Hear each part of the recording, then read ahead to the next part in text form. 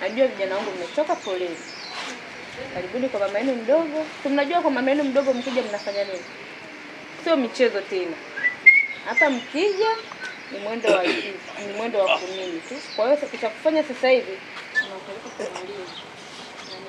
Aha, amjambo. Unajua wewe? Jambo, shikamo. Vipi?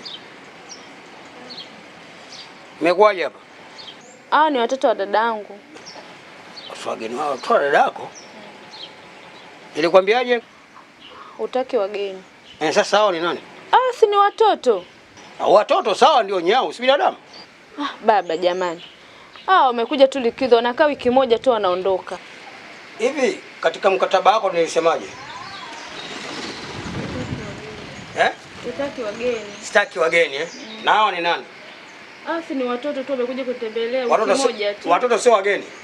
Jamani. Baba, sio ni watoto tu. Na wanakaa wiki moja. Nilikwambia hivi, kwenye nyumba yangu sitaki wageni. Wageni wote wanayekuja hapa lazima unipe taarifa. Bila taarifa hatutaweza kukubaliana. Wewe unajua mimi masharti ya nyumba yangu? Najua, lakini baba ndio kwanza amefika sasa hivi.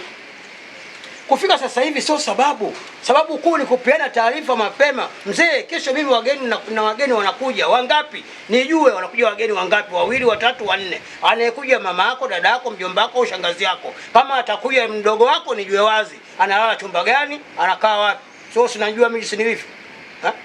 Na nilishakwambia tayari kabisa mambo yote tulishapanga. Sitaki wageni nyumba hii. Nilikwambia ukipika majani kula mwenyewe. Unachopika kula mwenyewe. Mradi ukipika nyama tu unipe. Si nilisema hivyo?